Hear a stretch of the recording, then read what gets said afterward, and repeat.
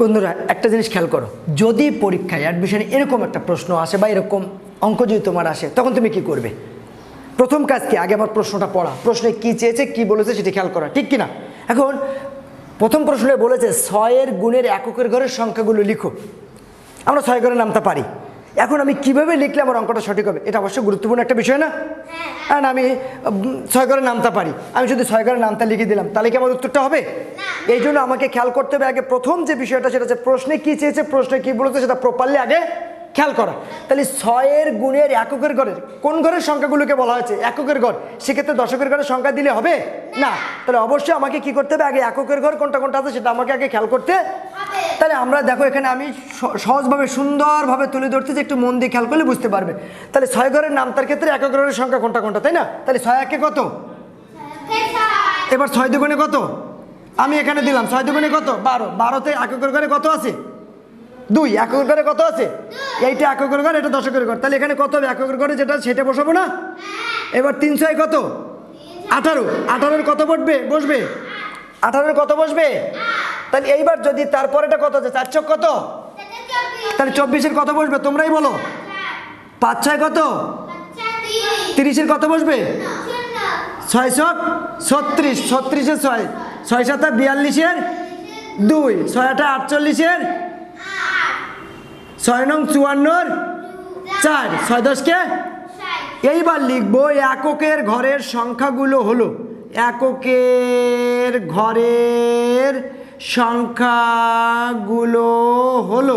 আমার কথা কি জানো বাবা, আমি যদি প্রশ্ন প্রপারলি বুঝি, প্রশ্নে কি চেয়েছে সেটি খেয়াল করি এবং অঙ্কের ক্ষেত্রে রাফ করি, আমি যদি হাতেরটা পাশে লিখি, আমি যদি নিয়মকানুন ফলো করি, তখন সেক্ষেত্রে কি আমার ভুল করার সম্ভাবনা আছে? আমার স্যারের সংখ্যা চেঞ্জ করতে পারে, নাম চেঞ্জ করতে পারে, ঘুরাতে পারে, ঘুরাক। আমি যদি প্রপারলি অঙ্কটাই বুঝি, তাহলে সেক্ষেত্রে কি আমার ভুল হবে? না। এখন আমার কি কি পেয়েছি দেখো, এখানে পেয়েছি 6, 2, 8, 4, 0, তারপরে আবার 6 আছে। একই সংখ্যা দুইবার লেখা যাবে? আবার খেয়াল করো, একই সংখ্যা দুইবার লেখা যাবে? এই হচ্ছে একক ঘরের সংখ্যাগুলো। এখান থেকে 2-এর ঘর দেখ, 3-এর ঘর দেখ, 8-এর ঘর দেখ, 9-এর ঘর দেখ, 5-এর ঘর দেখ, যাই দেখ, আমি যদি একটা প্রপারলি বুঝি, বাকিগুলো আমার কাছে সহজ না কঠিন? এবার এইটা দেখো, এটাকে আমি আবার একইভাবে দিয়েছি তোমার বোঝার ক্ষেত্রে, ঠিক এটা তোমরাই বলবা, আমি বলবো না। বলো প্রথমে কি লিখবো? 9 1-কে 9 দুগুণে 18-এর 3 নং 27-এর, থ্যাংক ইউ। তা 4 নং 36-এর, 5 নং 45-এর, 6 নং কত? 7 নং 63-এর, 8 নং 72-এর, 9 নং 81-এর 1, 9 10-কে 9 10-কে কত? এইবার আমরা কি লিখবো বলো তো? এককের ঘরের সংখ্যাগুলো হলো, এককের ঘরের সংখ্যাগুলো হলো, এককের ঘরের সংখ্যাগুলো হলো দিয়ে আমি কমা দেব, ঠিক কিনা? কি কি পেয়েছি বলো আমাকে, বলো। 9, 8, 7, 6, 5, 4, দেখছো আমি বলো নাই কেন? 3, 2, 1, 0, সবগুলো এসেছে না? কোনোটা বাদ গেছে? 9, 8, 7, 6, 5, 4, 3, 2, 1, এগুলো তো সব এককের ঘরে এই সংখ্যাগুলো আছে। এখানে কি একই সংখ্যা দুইবার আছে? না। একই সংখ্যা যদি দুইবার থাকতো তাহলে সেটা আমরা লিখতাম না। তাহলে এই যে তুই এককের ঘর, তোমার গুণের মধ্য থেকে কমন প্রশ্নগুলো তো আমরা পারি। গুণের ক্ষেত্রে সহজ কথা কি আছে? একটির উল্লেখ থাকলে বা একটি জিনিসের দাম দেওয়া থাকলে তার থেকে বেশি কিছু দাম বের করতে হলে চোখ বন্ধ করে গুণ, এটা হচ্ছে কমন অঙ্ক। মানে একটি খাতার দাম 20 টাকা, 5টি খাতার দাম কত? চোখ বন্ধ করে গুণ। এগুলো তো আমাদের কমন নিয়ম। কিন্তু এইটার ক্ষেত্রে যেটা দেওয়া হয়েছে, যে যদি অ্যাডমিশনে স্যারেরা মনে করে বা ডিসি স্যার, এডি স্যার মনে করে যে আমি এখানে এই প্রশ্নটাকে ঘুরাবো, তখন এভাবে ঘোরাতে পারেন। সেক্ষেত্রে আমাদেরকে প্রপারলি প্রশ্ন বুঝে নিয়ম কি সেটা অনুসরণ করে করতে হবে। ঠিক অনুরূপ একটা দিয়েছি, এটার বিপরীত, মানে এটার মতো করে না, ভিন্নতা। সেটা কেমন? 8-এর গুণকে 6 ও 2-এর গুণে ভেঙে দেখাও। খুব গুরুত্বপূর্ণ একটা অঙ্ক, মন দিয়ে খেয়াল করো। 8-এর গুণকে 6 ও 2-এর গুণে ভেঙে আমরা প্রথমত যদি এখানে 8 1-কে 8 দিই সেটাও করতে পারবো, 8 দুগুণে 16 দিয়ে করতে পারবো, 3 8 24 দিয়ে করতে পারবো, 4 8 32 দিয়ে করতে পারবো, 8 8 64 দিয়ে করতে পারবো, 8 নং 72 দিয়ে করতে পারবো, যে কোনো কিছু। তার মানে প্রথমে আমি দিলাম কত দিয়ে দেবো তোমরাই বলো? 6 দিয়ে। ঠিক আছে, তুমি 6 বলেছো, 6 8 48।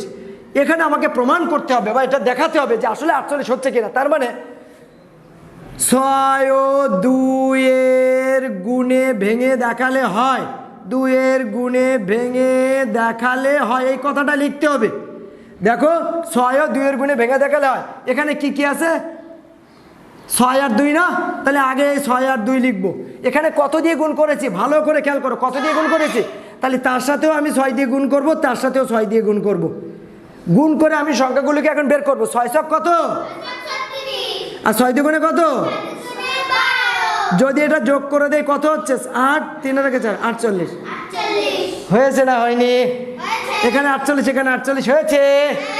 এটা কিন্তু তোমরা লিখ দিবা না, আমি কিন্তু বোঝানোর জন্য দিয়েছি। তার মানে এখানে যদি 7 দিয়ে দিতা তাও কিন্তু হতো, এখানে যদি 8 দিয়ে করতা 7 8 56 তাও কিন্তু হতো। মজার বিষয় দেখেছো, প্রমাণ দেখাবো আমি। এখানে লিখলাম কি দেখানো হলো, কি হলো দেখানো। এখন তোমরা এইটাকে ঘুরাই দাও, আমি এখানে অন্য অন্য সংখ্যা দিয়ে দাও, কত দিয়ে দেবো।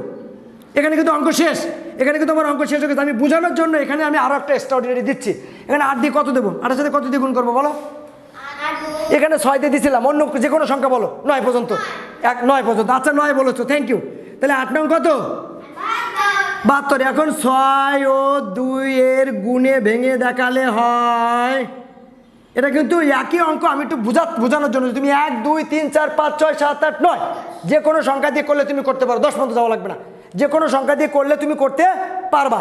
তাহলে এখানে ভেঙে দেখালে হয়, দেখো ভেঙে দেখালে হয়। তাহলে এখানে কত কত আমরা দিয়েছি, কত এই আমার সংখ্যা আছে কত কত 6 আর 2, তাহলে আগে 6 আর 2টা লিখবো না, কত 6 এর সাথে কত দিয়ে গুণ করবো, এবার এই 2 এর সাথে কত দিয়ে গুণ করবো, এবার 6 নং কত 8 দুগুণ 9 দুগুণে কত, যোগ করে 8 আর 4 8 9 10 11 12 12 2 হাতে আমার 1 1 আর 1 2 হয়েছে। তাহলে এই যদি পরীক্ষায় অঙ্ক যদি স্যারে দিয়ে বসে আমরা পারবো না, পারবো না, ভয় পাওয়ার কিছু আছে? অঙ্ক সাবজেক্টে এমন বিষয় আমরা ভয় পেলে ঘাবড়িয়ে যাই, আমরা ভয় পেলে ভুল করে বসি। বাট আমার কনফিডেন্স থাকতে হবে, সবচেয়ে বড় বিষয় সেটা হচ্ছে কনফিডেন্স। ভুল হতে পারে, ভুল অনেক মানুষেরই হয়, ভুল করলে আমি শিখতে পারবো, কিন্তু আমার সতর্ক থাকতে হবে যেন আমার ভুলটা না হয়। মনে থাকবে? তাহলে এখানে কি দিলাম, দেখানো হলো, ব্যাস আমার অঙ্ক শেষ। কোন জায়গাটা ঘটে? অ্যাডমিশনের জন্য, ভর্তি পরীক্ষার জন্য সবথেকে বড় অনেক প্রতিযোগিতা থাকে, সেক্ষেত্রে মাথা ঠান্ডা রাখা। প্রশ্ন সহজ আসুক, প্রশ্ন কঠিন আসুক, প্রশ্ন যে ধাঁচের আসুক, আমি যদি ঠান্ডা মাথায় প্রশ্নগুলো পড়ি, বুঝি, সুন্দর করে লেখার চেষ্টা করি, তাহলে কি সেক্ষেত্রে আমার ভুল হবে না? এই জন্য এখন প্রশ্নটা কঠিন আসছে, আরে আমি কি করব টেনশন, এরকমও করা যাবে না। আর প্রশ্নটা সহজ আসছে, সেক্ষেত্রে হারে লাফাবো না, আমাকে মাথা ঠান্ডা রাখতে হবে। আমি অনেক কঠিন হলে টেনশন করবো না অনেক বেশি, আবার অনেক সহজ হয়ে গেলে লাফালাফি করবো না, কারণ অ্যাবসেন্ট মাইন্ডে ভুল আমার হতে পারে। এজন্য সবসময় মাথাটা ঠান্ডা রাখতে হবে, মাথাটা কুল রাখতে হবে, রেখে প্রত্যেকটা প্রশ্ন পড়ে পড়ে বুঝে বুঝে লিখতে হবে। একটা জিনিস পারি না, কঠিন মনে হচ্ছে, সেটা রেখে আমি পরেরটায় চলে যাব, তারপর শেষে সেটা আবার করার চেষ্টা করব। বিষয়গুলো মনে থাকবে, এই কথাগুলি হচ্ছে ইম্পর্টেন্ট। ভর্তি পরীক্ষার জন্য সবথেকে দরকার আছে এই জরুরি মেসেজগুলো, কথাগুলো মনে থাকবে সবাই? ঠিক আছে, বুঝতে পারছো? Thank you.